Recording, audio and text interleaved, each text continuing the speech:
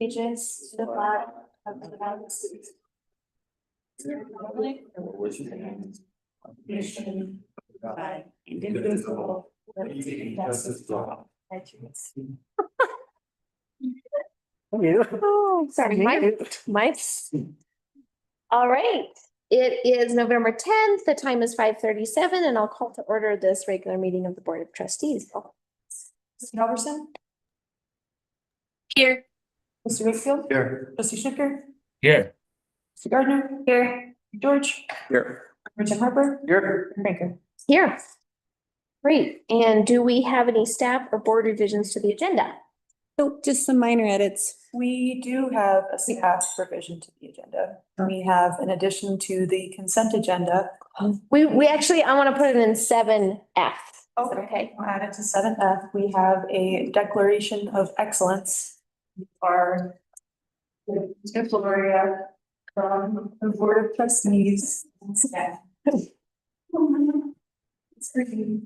And it will be on the official agenda. So We'll usually I add. can hand it back over. No,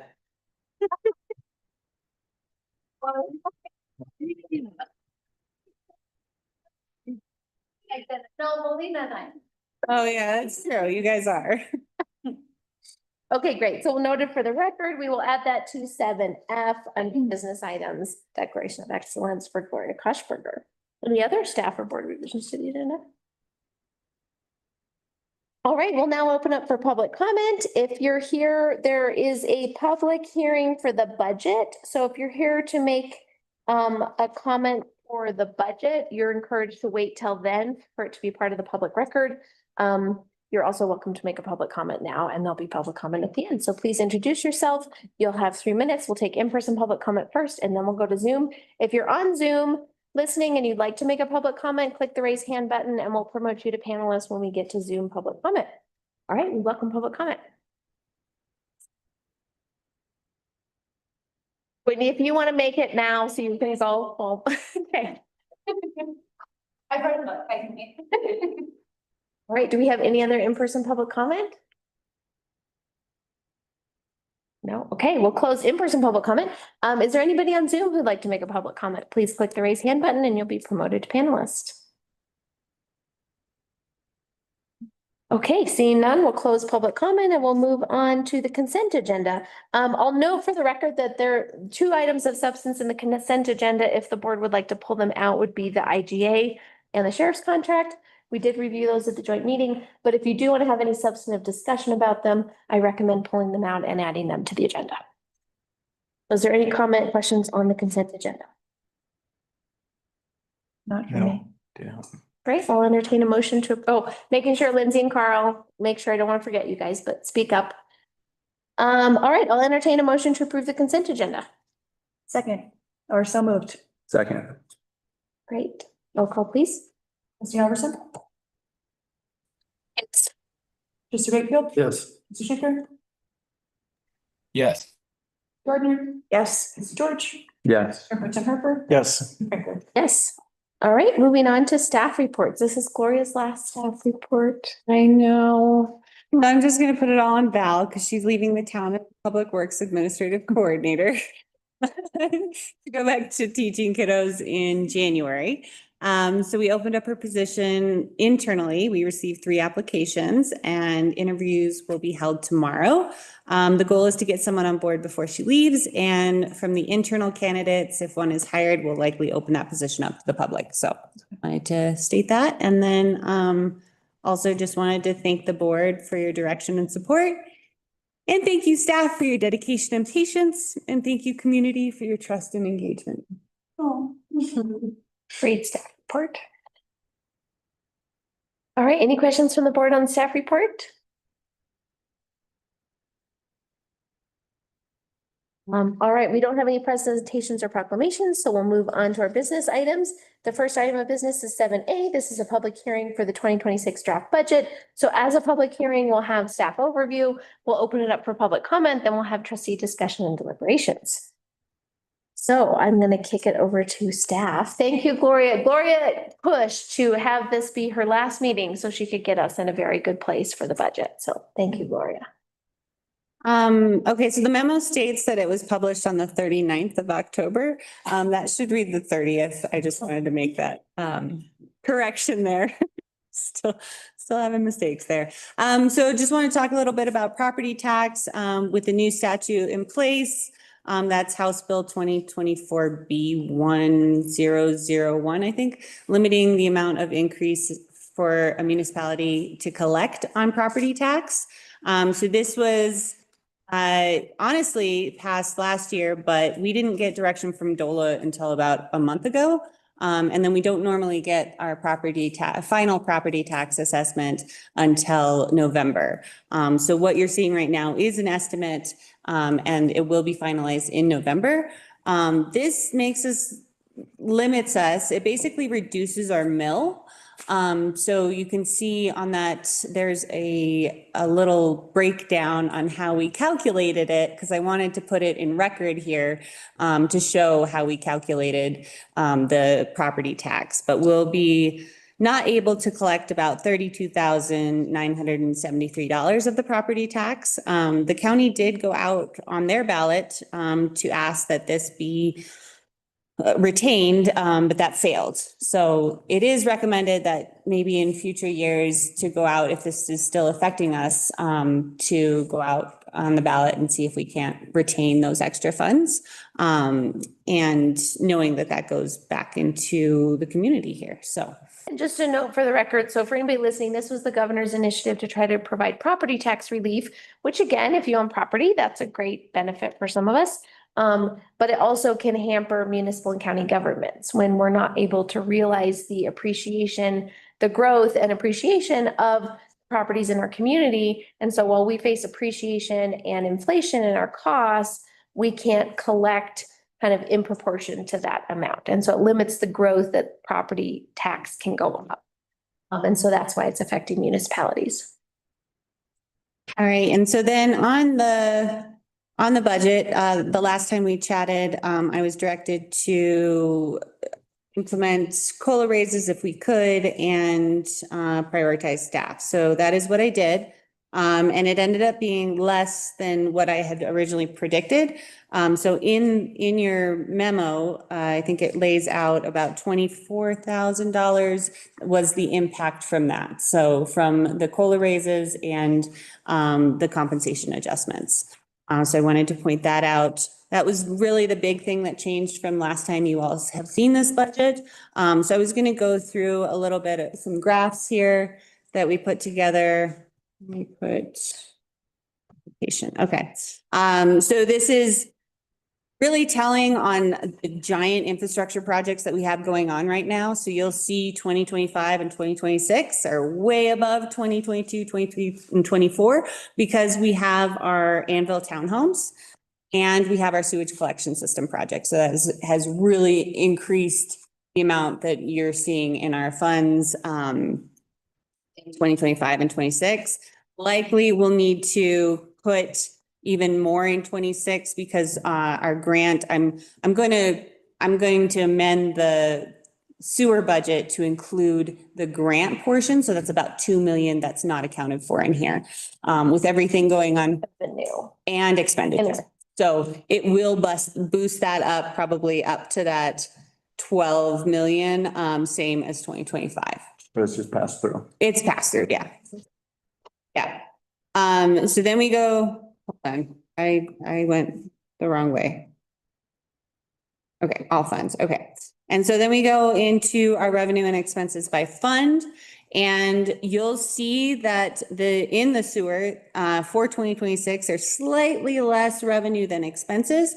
And that has to do with the fact that we are going out for that $40,000 with a second opinion to maybe reduce our $17 million estimate for the wastewater treatment plant down to hopefully a more reasonable number. So we're spending some money to hopefully save some money there, but it does kick the sewer balance down a little bit. So we're not totally balanced as we should be, but that's okay because this is more of like a capital project that we're investing in.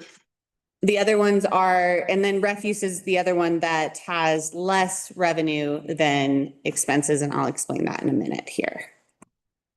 On general fund revenues and expenses, you'll see that in 2023, compared to the revenue, we were spending down a large fund balance. But we just can't afford to do that. So we've really tried to change that, and you'll see how these blue lines here start to get bigger than the orange lines, and that's really what we want. So we are leveling out, and it's been a lot of your intentionality on making sure that these funds are sustainable, especially in our water and sewer, but this is for our general fund. Sales tax, we are going up, and I think we're leveling out as well. So we did get some numbers. So the 2025 is just to date. It's not what we budgeted, but it's just to date. And so we did budget for 2026 to be at that 1.8 million. And then general fund expenses by department. So you'll see in 2023, we had a lot in parks. This is when we did our new deck and on Kendall deck. And then Anisi was actually before that. But we were finishing up some projects at Anisi as well. So you'll see in 2023, we had a big expenditure there. Also in here, bigger in the community development. And then we started growing. So in 2024, we added some positions to public works. So you'll see that grow. Administration also includes what we give as far as community contributions. So that's included in there as well. So anything that the board does as far as community contributions, that gets accounted there. And then 25 goes down a little bit in that administration. Public works stays about the same. You'll see parks has decreased significantly in 2025. And then we're looking at 2026 where we're not changing too much. Parks does grow a little bit in 2026, and so does public works, as we have some really big projects going on. Any questions on this one? And this is one that I broke down. It's general fund by expenses, by department. And this is like the percentage that we're spending on everything. And not much change from 2025 to 26. The one area, more dedication to public works. Administration stays the same. More dedication to community development. And this actually is because we have to host, it went up from 8% to 10% because we have to host the, in 2025, we didn't think we had to host the Silverton Housing Authority Director, but we do need to host her in our general fund in order to continue to receive the grants that we're getting. And water fund, I wanted to show all of your hard work here. We are now positive in our revenues in our water fund, which is going to help us afford the meters. And this includes the meters being budgeted for 2026. So if anyone was around and listening to our utility committee meeting last week, we are excited and moving forward on water meters. Sewer fund, we are looking much healthier in our sewer fund with the 2025. And we're getting really close in 2026, but we did spend down, I think it's about 10,000 that we're overspending in our sewer fund. But given that that's a huge project, the 40,000, I think we can float that for that year. And then library, I wanted to point out that in 2025, we reduced the amount to the library that we usually allocate to the library because they had an ending fund balance. And technically it's all coming from the general fund. So we didn't feel like we wanted to spend down that ending fund balance. So that might be a discussion for you guys in the future is to talk about what that looks like as far as an ending fund balance and saving for capital at the library. Right now I have it rolled in with the general fund. Yeah, I think we need to do a prioritization discussion in line with all of our capital improvements. Yes. Yeah. Mullis revenues obviously have gone way up. And this expense also in 2025 accounts for the additional amount that Jennifer asked for, Jensco asked for. And then it's budgeted in 2026. So with some improvements to the Rockcliffe area. And then refuse is my final one. So on the side there, I talk about while the revenue and expenses look okay, there was infusions from the general fund in those years. So I did a preemptive transfer over to 2026 or to the general fund or to the refuse fund from the general fund for 2025 to hopefully get us in a good space for 2026 as far as our ending fund balance is zero right now instead of negative. And this is my hope that next year it becomes sustainable and that we are eligible for grants in 2 years in this fund. So for loans and grants and maybe taking it on ourselves. So it's a real enterprise. It's us up for that, hopefully. So the blue line in 2025 is accounting for the orange line in 2026. The blue line in 2025 is accounting for an additional $123,000 to be infused into the refuse fund from the general fund. Right. But it helps make 2026 ending fund balance because this. Right. So these are an ending fund balance. This graph does. Just revenue and expense. Yeah. Yep. And so I think, again, when people see this, the revenue is confusing because the revenue is including transfers from the general fund. Yes, that's why there's a note on the side there. What we got. It's actual revenue. It's us having to subsidize that account. Right. So that's kind of it for my staff presentation. And then I would encourage you all to take public comment and then have trustee deliberation and questions. And I'll note for the record that also in there is the capital improvement plan and a note from SFLC. And was I missing anything else in the packet? No. Okay, thank you, staff. So we'll now do public comment on the budget and then we'll move on to trustee discussion and deliberation. So if you're here to make a comment on the budget, please come forward. You'll have 3 minutes and we'll do in person. And then if you're on Zoom, you can click the raise hand button and we'll get to you on Zoom. Go ahead.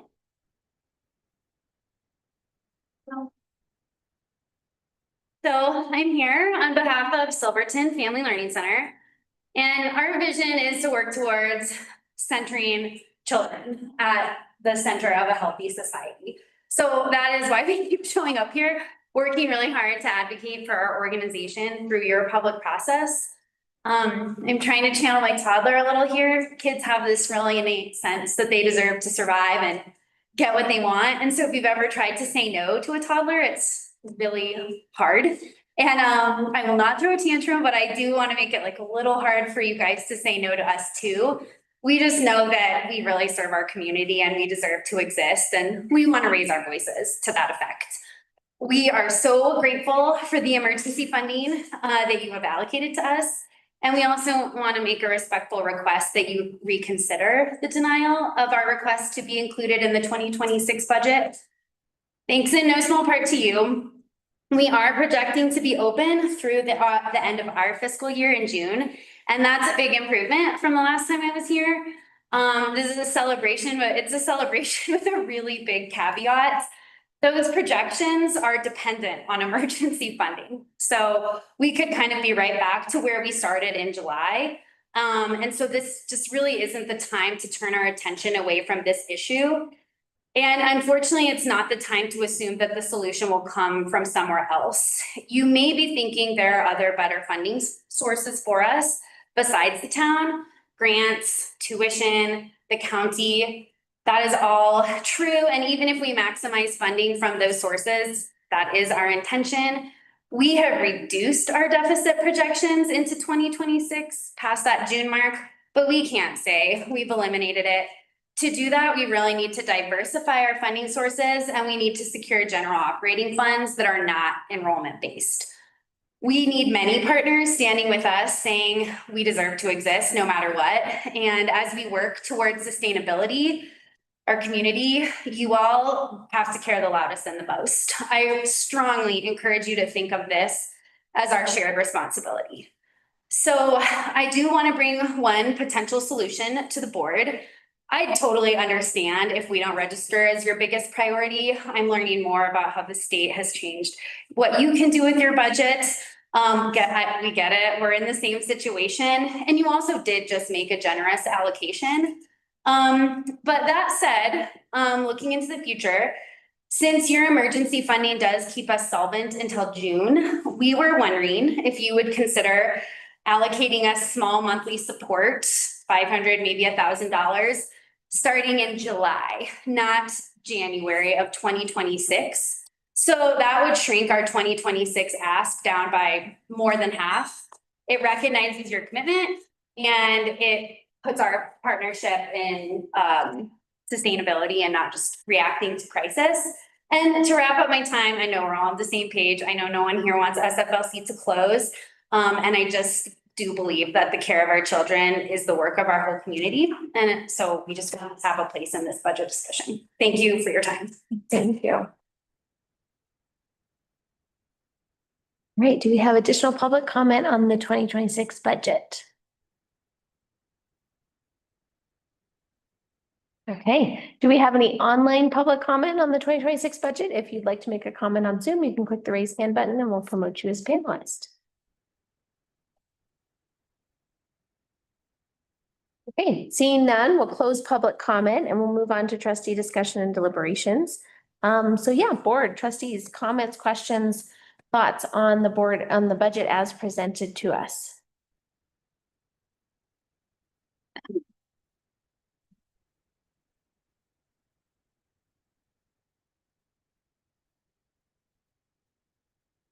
I mean, do we have any room for that perhaps $500 a month for the preschool starting in July?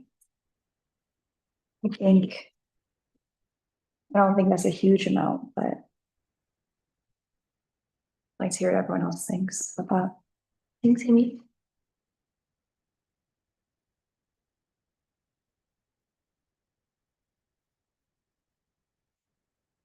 Comments from other board members, thoughts from the memo, and how the budget is presented as it's.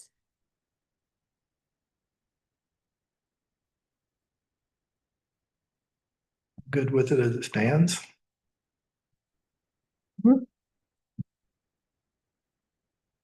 I agree.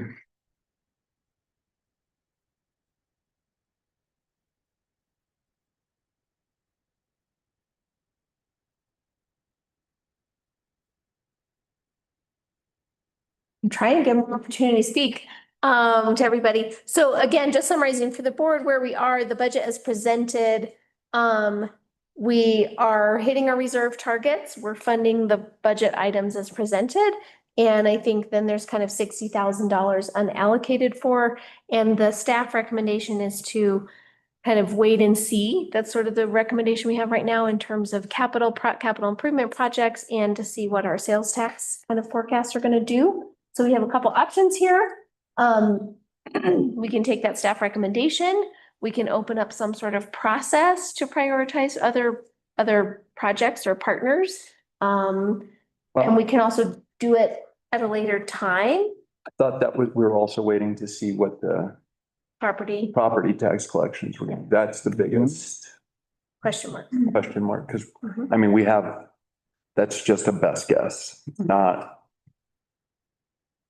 They had changed before with our assessments that we get in September versus October.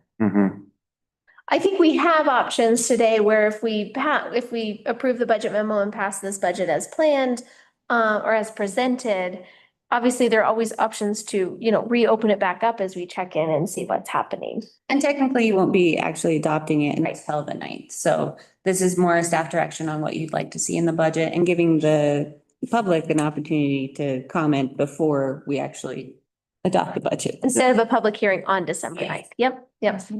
Lindsay or Carl, I want to make sure you guys have an opportunity to weigh in.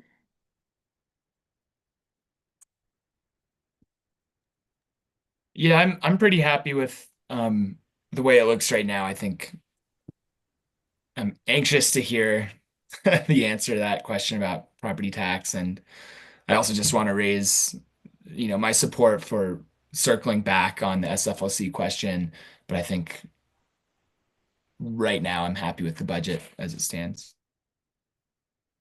Carl, Lindsay? Similarly, I don't know if I'm uncomfortable with like a kind of a close margin here of like 60,000, knowing like with all of the, not all of the unknowns, but some unknowns that could vary our reserve. And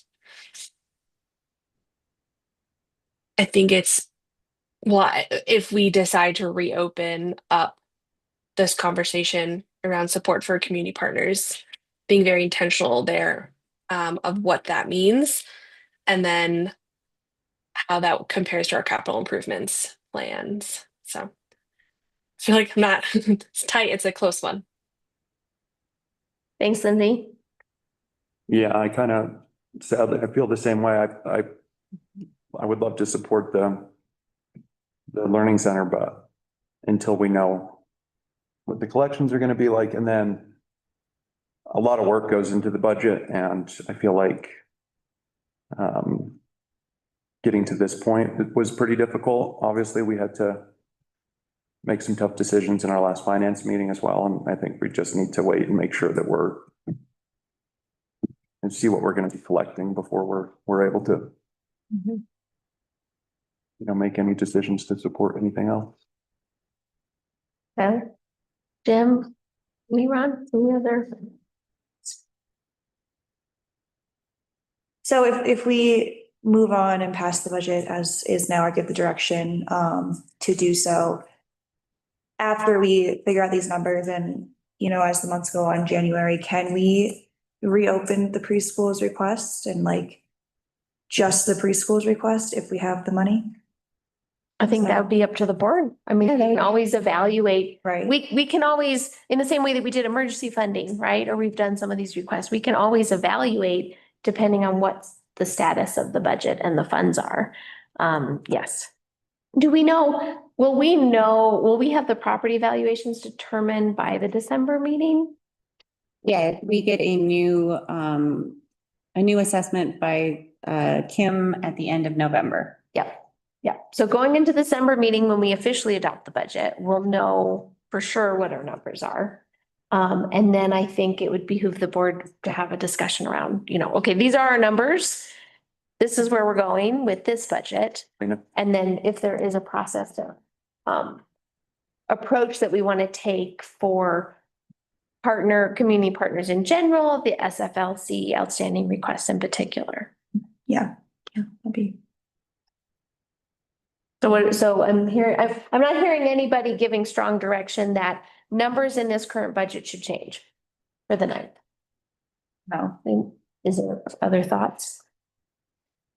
No, Jim? No. Okay. So let's see. So we don't have a resolution here. We're just giving staff direction if anything else should change. Yeah. Okay. All right. Thank you, Gloria, for making this timing work. And again, I hope, I think this is a more useful time frame for the future too, because I know in the years past, we've had the public hearing at the exact same time as the resolution. So I at least appreciate being able to have this dialogue. And it sounds like in general, we're at a place where we're still, we're trying to fund essential government operations at this point. And there's not a lot of wiggle room if things are different next year. Okay, any other comments from the board for staff? Okay. All right, moving on to 7B, resolution 2025-31, a resolution of the town of Silverton authorizing a municipal lease financing agreement with the Bank of San Juans for the purchase of the 2017 Greenough groomer. All right, and so I went to Bank of the San Juans, I went to Citizen State Bank, and then I went to the previous financer that we've used for groomers in the past. And my recommendation is to go with Bank of the San Juans because they were the least expensive out of the three. And so I have included that in your packet. And then the in-kind trade for services will be done at a later time because we're working on that contract. I'm getting rid of the old groomer. And was the in-kind, was that in our budget? Like, did we plan for that or was it anticipated in future year budgets? Because it is kind of a cash deficit, right? Like it's a plan, but it is a cash deficit because it's in kind. We're still having to have the cash for the groomer. In other words. Right, so we're not selling our groomer and taking that cash and putting it into our new asset. This is a project that has been identified as a need to crush the current wastewater treatment plant pile of everything. Yes, yeah. That could help move forward our perimeter trail project. Yes, yeah. And it needs to be done at some point anyways, when we look at our wastewater treatment plant, so it can't really It would have that as needed cash budget now. point. Yeah, so I don't know, we can't really account for that, but we will account for it in a agreement that we have.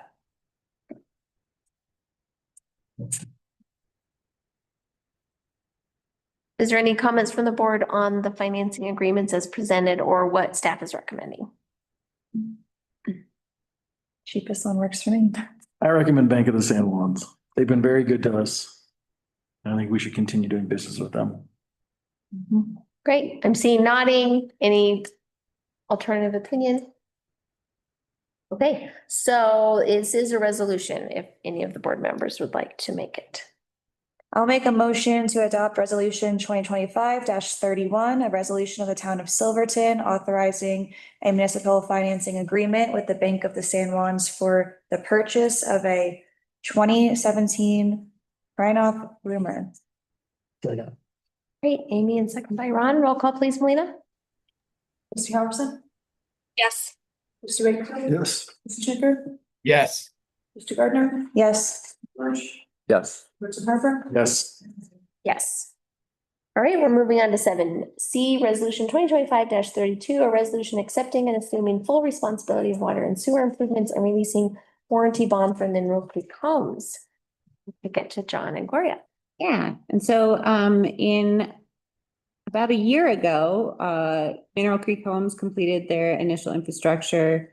And we did the inspection, and there's a 1-year warranty period, and we are at that 1-year warranty period. So we can now release their bond after the inspection was done by John Zarkis to take on the infrastructure. Great, thank you. Board questions or anything for John or Gloria? No. Lindsay or Carl, any questions or comments? Nope. Okay. Well, the resolution is in the packet. Make a motion to adopt resolution 2025-32, a resolution accepting and assuming full responsibility of water and sewer improvements and releasing warranty bond for Mineral Creek Homes. Second. You're on a roll. Roll call please, Melina. Mr. Halverson? Yes. Mr. Baker? Yes. Mr. Chipper? Sorry. Yes. Mr. Gardner? Yes. Mr. George? Yes. Richard Harper? Yes. Mr. Baker? Yes. All right, moving to 7D, Historic Preservation Committee appointment. Hey, we have 2 Historic Preservation Committee members whose terms are up, and that is Melissa Childs from the San Juan Regional Planning Commission and Maria Zamora, who represents the San Juan Historical Society. And both commissions and the Historical Society have recommended to reappoint those representing members. And so the board may choose to officially reappoint those members or provide alternative direction to staff. Great, Ms. Lucy. Questions or comments from the board on these recommendations? We're thankful that Mel and Maria still like to serve. We appreciate, it's hard to have a bunch of folks on a variety of boards, so we appreciate, I think I see many people in this room who serve on boards, so. As I was just gonna note is the planning commission was grateful for Melissa wanting to serve again and also be on the planning commission. At evening meetings. Okay, well, there's a motion in your packet unless anybody has other comments. Comments. I move to reappoint Melissa Childs and Maria Zamora to serve on the Historic Preservation Committee. So moved. Right, roll call, please. Melina? Trustee Hopperson? Yes. Trustee Wakefield? Yes. Trustee Schicker? Yes. Yes. Yes. Yes. Yes, thank you. All right, we're moving on to agenda item 7E, first reading of ordinance 2025-13, an ordinance of the town of Silverton repealing and readopting chapter 6, article 4 of the Silverton Municipal Code regarding the regulation and licensing of marijuana business establishments. And I'll kick it to staff. So I did include a memo in here, following the discussion that we had around this, the Personnel and Ordinance Committee meeting. We did send this over to Sheriff Conrad for his comments, and I reviewed his feedback in that memo for you to review. He did have a little bit of concern regarding the distance being pushed to 1,000 feet. He did recommend it being reduced to 500 feet. He had a little bit of concern around background checks, electronic ID verification, and the ability to inspect the premises, whether they're open or not. And then I think there was one typo in one of the sections. I don't know if you have any questions. Clayton is here. He can probably also speak to this as well. Great, thank you. Question to the board on the memo for either Clayton or Melina. Just had a question on the background check part. We already do that. So the state already requires background checks when a new license is applied for, and so I'm not really sure why he would want us to, which is why I put that note in there about new license. Because I was under the impression that it was also like a requirement by the state that we also do it here. So We don't, but it's a requirement by the state. okay, Because we don't retain that information here at town hall because we don't have the proper level of security to retain fingerprints. So when a background check is required by the state for a new license, that information goes to the county and then they just verify with Anthony and with me that they're clear. And then usually the local licensing authority issues them the license on our level before we send it off to the state. but as you said, we and Anthony review it. Yeah, we do. Yeah. Yeah, we review that. Because I guess I wasn't sure what he was, I'm not sure why we would require a second background check when the state already requires one. And that was all maybe a question for Clayton, is if we're even allowed to do that. Yeah, so in our current, I was gonna put in there that in our current processes, if something were to go wrong, if there was an investigation, if there was a suspension, etc., we've gone through that as a board before, that you can always request local law enforcement to do a background check. And so this is for the license initial license itself. If there's any issues ongoing, then the town board by and through the sheriff's office could request a background check for public hearings that come up, etc. So there is the opportunity to do that as well. So just having that redundancy in place. If an issue arises. Yeah. If Yeah. needed. I don't see a need to do it as when it's already done by the state and we review if there's any issues. I don't see us, because I don't think we have the capacity to add another layer of background checks. It's already required by the state. Right. And so I don't see why we would require it again. It costs them more to go get it done again. So. I don't see why I guess my only comment on this is I would still advocate to have a 1,000-foot distance from schools. Right now, the only marijuana shop in town is Greenworks. It's 0.2 miles from Silverton School, which is 1,056 feet away. And I think now is a great time to set a new standard for marijuana retailers. It's in our tobacco code right now. And it's a state standard for best practice for tobacco and marijuana right now. So that's what I would advocate for.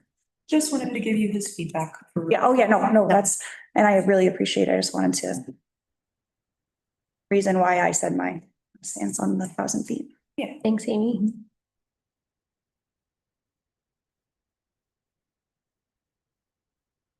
Other thoughts, questions, either on the ordinance as presented or on the feedback from the sheriff's department?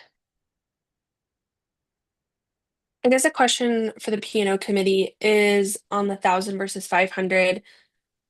Is that typical? Is it 1,000 typical for other communities, or I know It's we a have best- much smaller. It's a best practice for the state and for tobacco, at least for many other communities, it's 1,000 feet. Okay.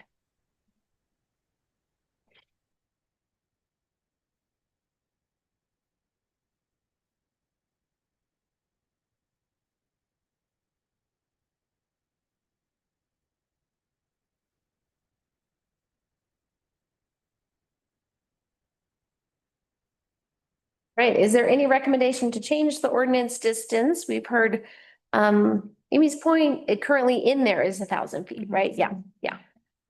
Or is there anything in here to make any changes on? Do we want to amend the inspection language to authorize inspections at any time there's activity on the premises, or keep it to be business hours and upon request? Is that how the same, like where liquor is sold, is that ours have to do, or would that be new and outstanding?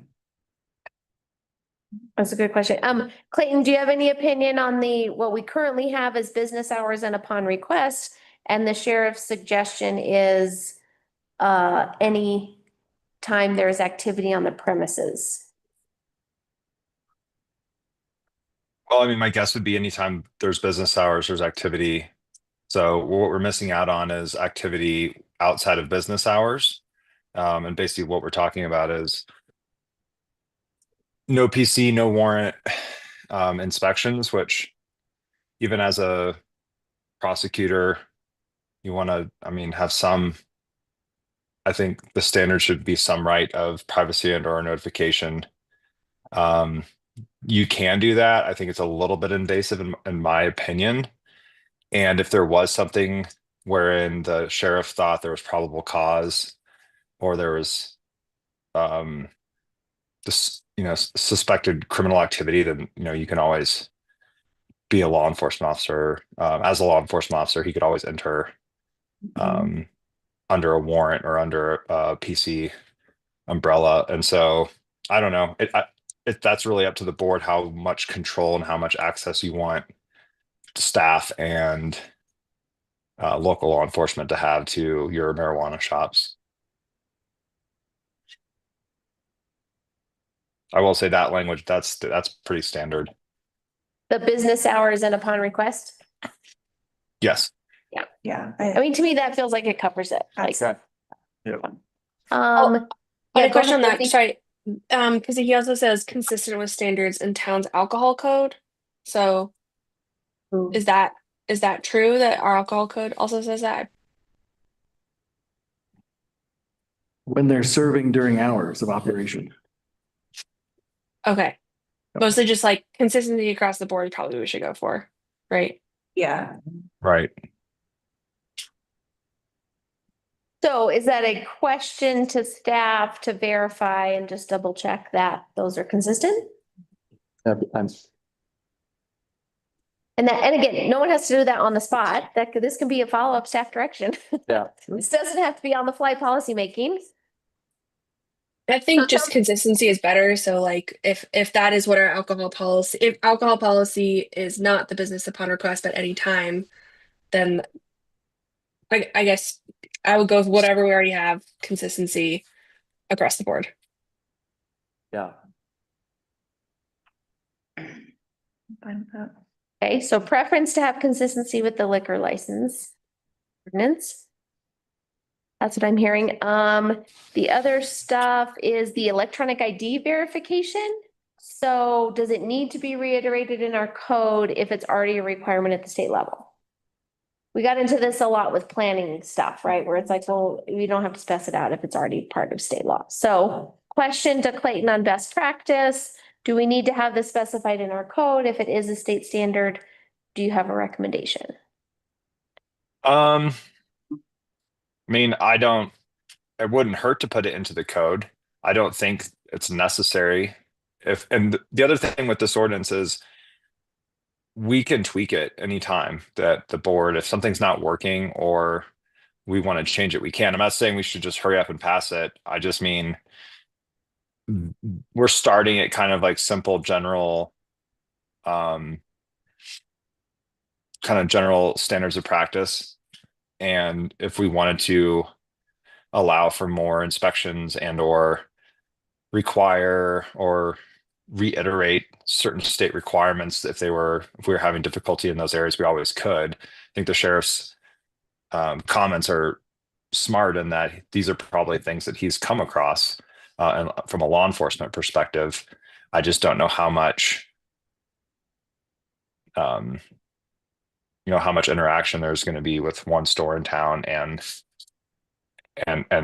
staff and the marijuana authority and local law enforcement.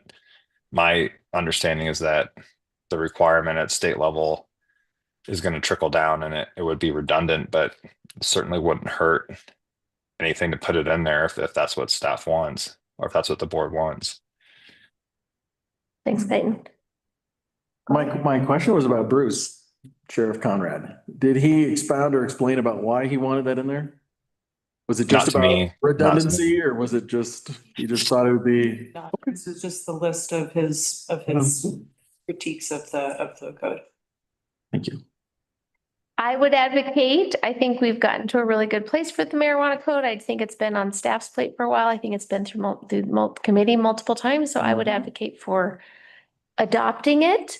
The question to the staff or to the board that I would put is, do you want to adopt it with any of these edits, which we could, or adopt it as is, right? We could make a resolution, adopt with any edits. Yeah, so this would be the first reading. Yeah. So the second reading will be the public hearing where you can hear the public's comments as well on it, so.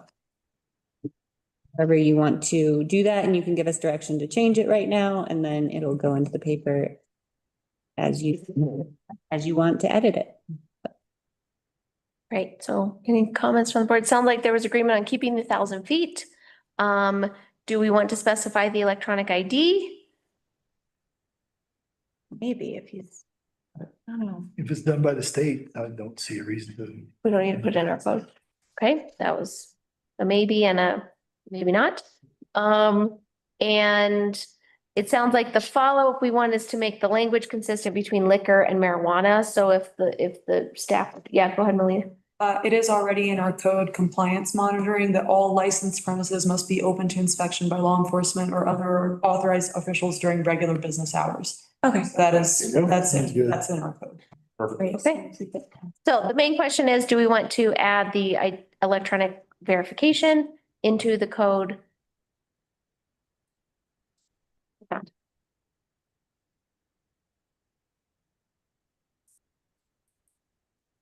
Already required on the state. All right, we'll make a motion, Ron.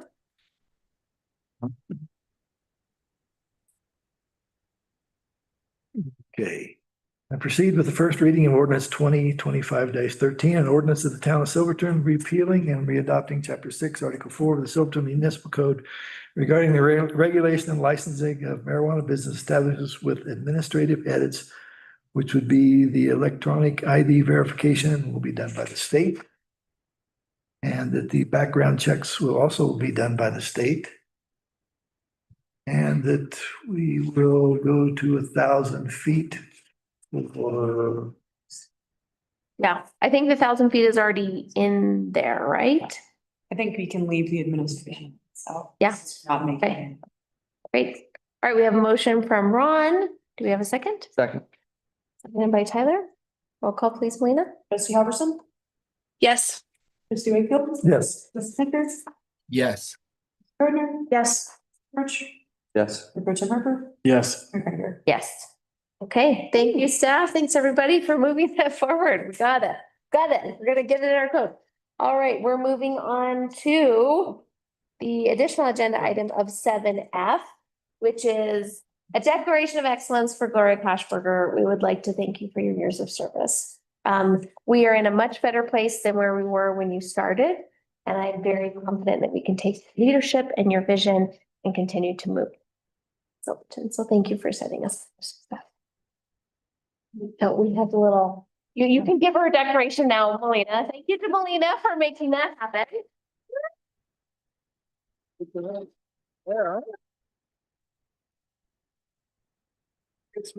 we have a lot of walls, now this stuff. Things. And Jim worked on that, so this is. I wrapped it myself. Yeah, that's why it's in Christmas. Yay. It's from all of us. Aww. Pretty frame. Jim did all the custom framing. Yeah. You can't ever forget us. Can't ever forget us. There's a, aw. It's our Silverton's unicorn. Aww. Forgot to see. Aww. Yay. She's the best. Never forget us. Thank you. Forever. Flat, it's okay. Flat. It's a request from the Silverton Standard to get a photograph all together before the meeting. So don't run out too quickly. Lindsay and Carl, maybe we'll get you on the screen and we'll stand. Oh, yeah. We're missing you guys here. I know that's how it works in this day and age, so. Yes. Oh. Well, agenda item 7F. Thank you. We have to be sneaky these days. Yeah, things. Yeah. You. All right, moving on to agenda 8, discussion direction items. 8A is the compensation study. Okay, guys, keep getting me while I'm Oh, like we're budget presentation. I started like tearing up. I was like, okay, just focus. Shoes. All right, would you promote? It's just a minute time to have an administrator transition functionally. Yeah. Yeah, I'm feeling pretty functional here. And that is also why I wanted to get this compensation study done. So that was one of my main reasons is I wanted to make sure they had personnel policies and guidance going into their new position. And having those wage bands is something that I've needed for the last 4 years, and I'm hoping will help future administrators. And that's why I requested this and you all approved it back in, I think, March or April. And so, yeah, I just wanted to thank you for prioritizing this because even though it seems sometimes arbitrary, it's a system that we can be transparent to our staff members as well as to our community. And really for staff members is knowing like where they top out at, is this, and then they can make that decision if they want to stay in their job or not, or what that looks like. So I really appreciate, prioritizing this. So we did contract with Jennifer and oh my God, this is just such a funny thing. It's like distracting. And you'll find the wage bands. Originally we had proposed like a 30% spread for higher positions. And then looking at our budget and what we can afford, that was reduced down to a 20% for higher positions and a 15% for lower positions. And this is compared to several communities as well as kind of like boots on the ground, what we've done in the past here and also what we can afford moving forward. So that is why I requested all this, and you have in your packet kind of an updated version of what those wage bands look like to hopefully help in the future and also for you all to potentially adopt. And then part of that is included a compensation adjustment tool. So how do people move up that, those wage bands? How do they go from 80,000 to 90,000? And providing that clear calculation is right there in the memo. And then we have it as well in a spreadsheet but really agreeing with how this works as far as getting up to your next wage band. And then the last part is also a compensation philosophy, and Jennifer provided us with several philosophies. And so I took a stab at it for you all and seeing if you wanted, I drafted one for you all. And all this stuff does is give the next administrator a lot of clarity and direction, and limits too, so that we can't be so arbitrary on like raises or what that looks like. So it gives a lot of parameters too. And so this is something for you all to discuss, and give me direction on if you want to see it changed or if you'd like to move forward with adopting these. The philosophy would probably be adopted a resolution in a future meeting. And it would be a direction to implement the wage bands and compensation adjustment tool. And just kind of for the board's benefit of where the finance committee got with this is we've kind of worked back and forth with Jennifer on kind of adding a few more, data points here. And to Gloria's point, we really kind of narrowed some of those because we felt like having it so wide maybe wasn't as sustainable if we had these big spreads. So that's kind of where we got here. Anything else, finance committee members, that you wanted to add from our discussion? Can't be arbitrary anymore? Well, Sorry, Laura. no, to Jim's point, I think what was also useful is having that, kind of an adjustment tool, right? So we can make determinations of like, how does years of experience relate to this? How does education, if someone goes and gets a master's degree, like there's compensation adjustments related to that, because now we have increased training or expertise, or someone gets a different certification. So I really like where we got with the compensation adjustment tool, so we can have clear guidance for both our manager level and the community and any employee to know, okay, what's going into where I am here. And it's much more transparent about like how people are in the wage band and what's affecting their compensation. No, this is good that we took a common sense approach from each of us on the board. Including Jennifer's input. How did we do things? How do we want to do things? And then just applied it and put it into essentially it's guardrail, the guide. And now we have this tool for future boards and future administrators to use at their discretion. So this is a good thing. This is a win. And I think we even see a practical application of this in, the compensations adjustments that we did for this budget period. We're looking at something that was a standardized tool we could see, and comparing it to other communities and positions, we could see, well, wait a minute, we haven't really equalized these positions across the board. And so it's much more fair and transparent.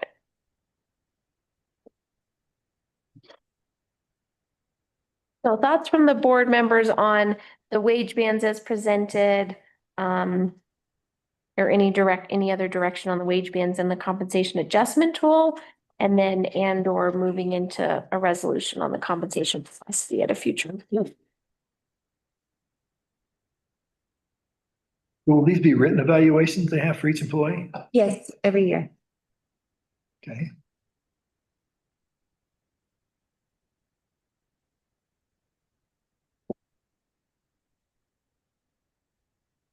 Yeah, let's take the adjustment tool first. Is there any comments on the adjustment tool? Different things you feel like need to be in there, anything that's missing, a way you do it differently that you'd like to recommend to the board? And that's on page 139 of the packet. No, nodding, speak now. Okay, we like the compensation tool. Now moving on to the wage bands. Either commentary on the general approach of the spread or anything you'd like to see differently for arriving at what those bands are specific to Silverton.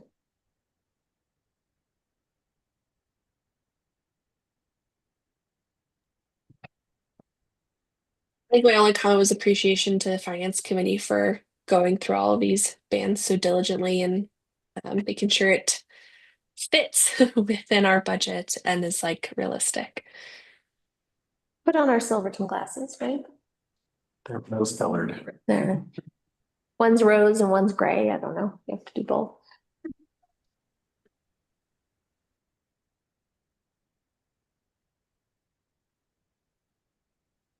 Anybody? Okay, sounds like wage bands are a go as well. Compensation philosophy. I'm just gonna keep moving us through systematically, folks.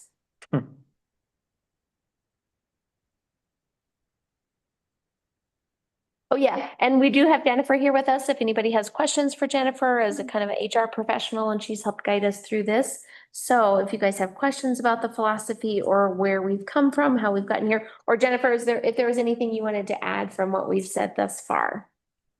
We appreciate you joining tonight. Oh, sure. Thank you. I would say my only recommendation, if you do adopt the wage bands, is every 2 years, you probably want to reevaluate them.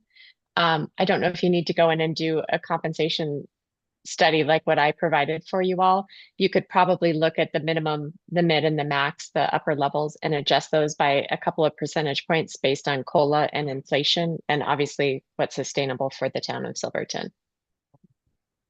Great, thanks for that recommendation.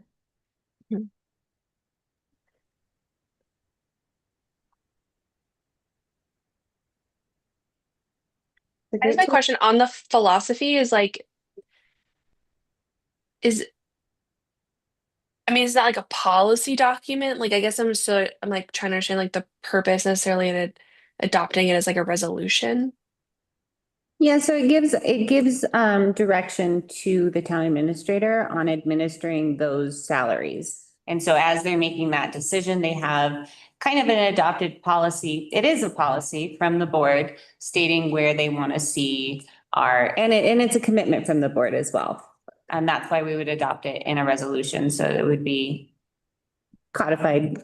Yeah, I think it's important as well, because obviously the administrator gets to make the decision on paying people, but as the board, we need to also, obviously, we've had Gloria for the last several years, so it's been easy, but moving forward, we want to make sure that they know it's probably better for the administrator too, because they know what we're expecting. Yes. So. Right, because it's on the administrator to make some of those adjustments, but it's on the board to set the approach and the philosophy.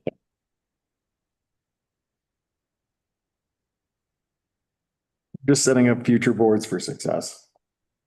What it is. And future administrators. Yeah, them too. Does that help answer your question? Okay.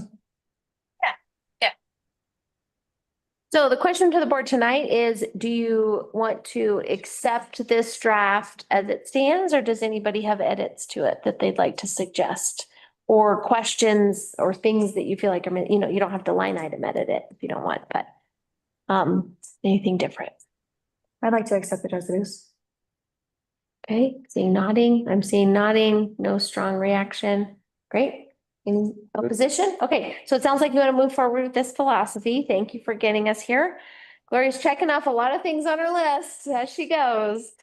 So it sounds like there's staff direction to pursue this as a resolution in the future. All right.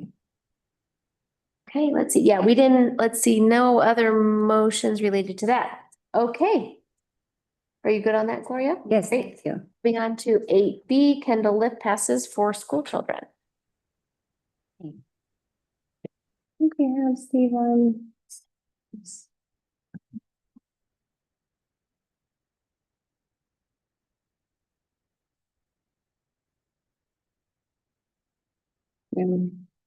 Checking to see if Steve's on there, but.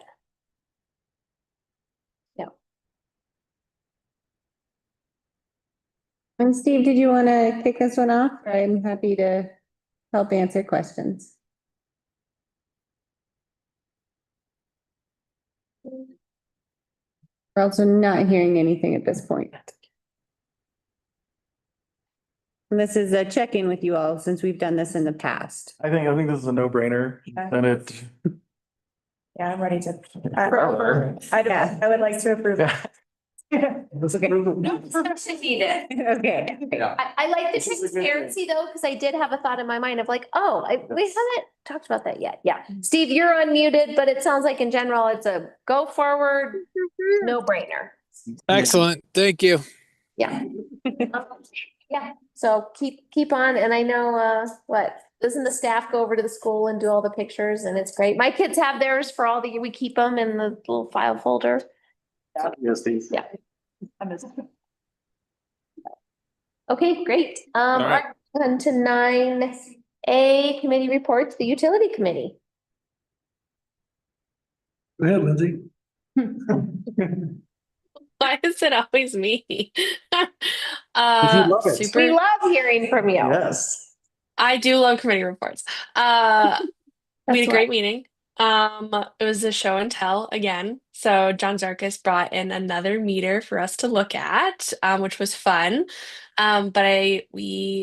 John has been our test of what meter would work for us. We got a really awesome demonstration of a new platform that will help folks actually look at what is going on in their homes and like how much water they're using. So fascinating system there. We had a few questions on like how it work on the back end, but moving closer and closer to getting to meters next year and making sure it's financially stable for us to do this project over the next 3 years. So great meter work coming in. I think the timeline is still the same of starting next May, right, John? I can't see what your facial expression looks like. So starting sometime next summer for Sooner the better. for getting these installed. What? I'm in full support of what you're saying. Okay, great. And then between now and then, working on that new sort of rate structure and what a base rate would be, and then what you'd use above that base rate. So just always adjusting. Did I miss anything? Ron, Jim? Good job. Thanks. Great job. See, you do love these presentations. Mostly just because I liked the show and tell. It's always fun. I'm very appreciative of our committees. I feel like our committees have really taken on a lot this year with this board, or almost 2 years, and so I appreciate the committees. And thank you, John Zarkis, for the beta test and getting this up and running. It'll be good. We're gonna be there. Thanks. It'll come fast when it gets here.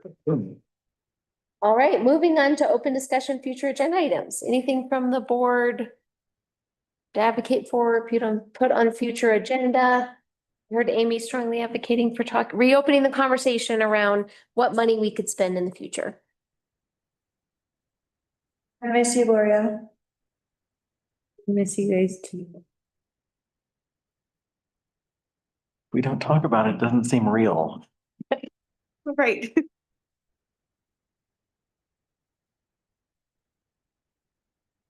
Anything else? Tomorrow for Veterans Day. Yeah, right. Time close for better. Actually, closed for Gloria, her passing. Yeah. Passing on to the salt. Gonna have it at half. That's why she's gonna be in an empty office. sneaking out here. Anything else from the board on open discussion? Okay. Carl and Lindsay, thank you guys for calling in. Don't want to neglect you up there. All right, moving on to agenda item 11, public comment. This is our closing public comment. So we welcome anybody in person to make any closing public comment. And if you're on Zoom and you'd like to make a public comment, please click the raise hand button. Do we have any in-person public comment? Thank you for joining us. We always love audience members. Come on, Melody. Do we have any online public comment? Comment, big questions. Yes, we don't respond, but they can question. We don't do back and forth discussion. So if any community members have questions, they should follow up with Melina. Or Wednesday. Okay, I see no raised hand. You can make a public comment. Go for it, Jim. As just a private citizen, thank you is not enough. All the years that we've been up here and everything that you've brought to our community, thank you is not enough. So thank you. Yeah. I didn't put the timer on you. That's. I don't want the timer. hate the timer. All right, well, seeing no public comment online or in person, I will adjourn this last meeting of Gloria Koshberger as the town of Silverton's administrator. The time is 6:46 and it's November 10th. Thanks, everybody.